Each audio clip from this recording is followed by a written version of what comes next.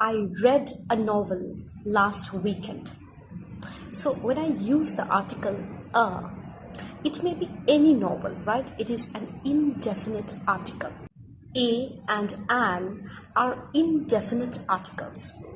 When you don't specifically mention a particular thing or object, you use this article. But if I say, I finally read the novel that you recommended, so which means that I'm referring here a particular novel, isn't it? So the definite article. Sometimes are you confused whether you should use the word less or you should use the word few in a sentence? Well, the two words are confusing at times. Do remember the basic rule in English grammar, that is, the word less is used with uncountable nouns. For instance, less sugar, less water, and the word few is used with countable nouns. For instance, I have few pens, I have few books, isn't it? Now, let me ask you a quick question. What will you use in this sentence? I have dash friends. Is it I have few friends or I have less friends? I may go to the party.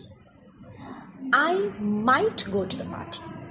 What's the difference? Which one do you think has more possibility? And the answer is I may go to the party. That has more possibility. I might go to the party. Here the chance is weak. So it's a little uncertain. Whose phone is this? Who's coming to the party? Now, both the question words are different, isn't it? But the pronunciations are similar. In the sentence, whose phone is this? The word whose, this particular question word is used to indicate or show ownership, isn't it? And in the sentence, who's coming to the party, here the pronunciation is same, who's coming to the party, but it is the contracted form of two words, who plus is. Who is? The mother divided the apple between the two children.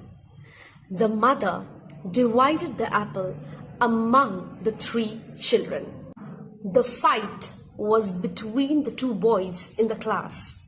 The fight was among the boys in the class. Do remember that we use the word between when it's just two individuals or two things. But if it's more than two or a group, for instance, then we use among. I wish I were a Bollywood actress.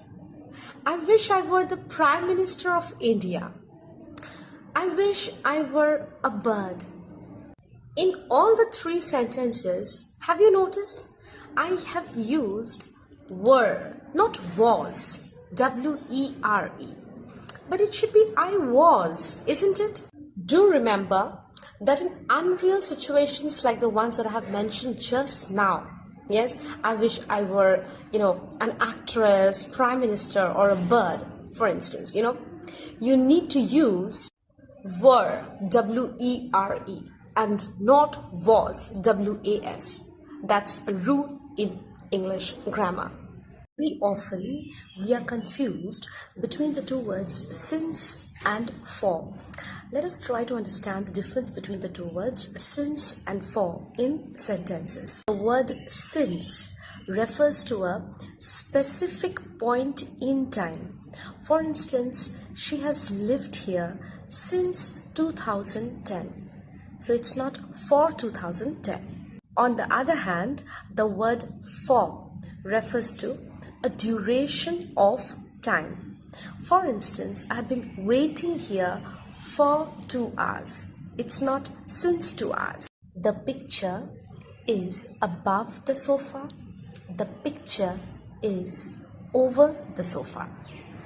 Which preposition do you think is more appropriate?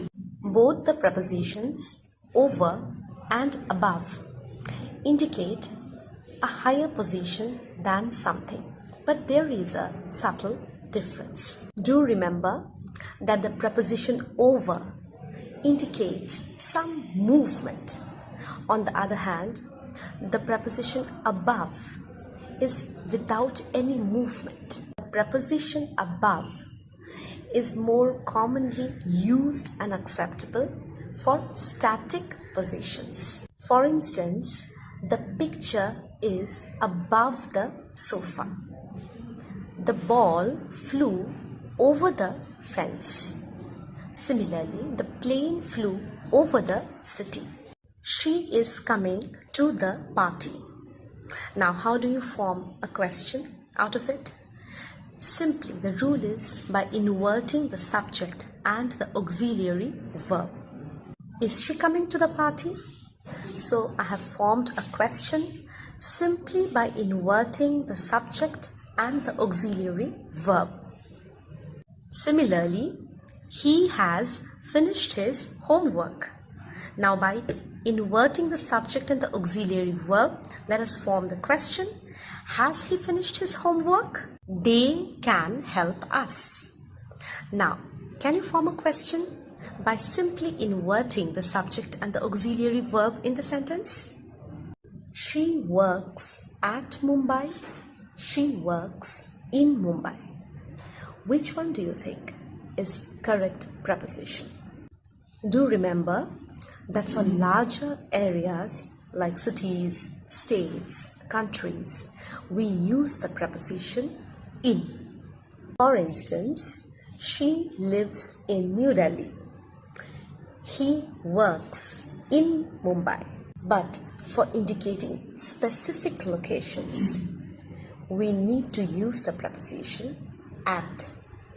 For example, I will meet you at the airport. The library is at the top of the hill.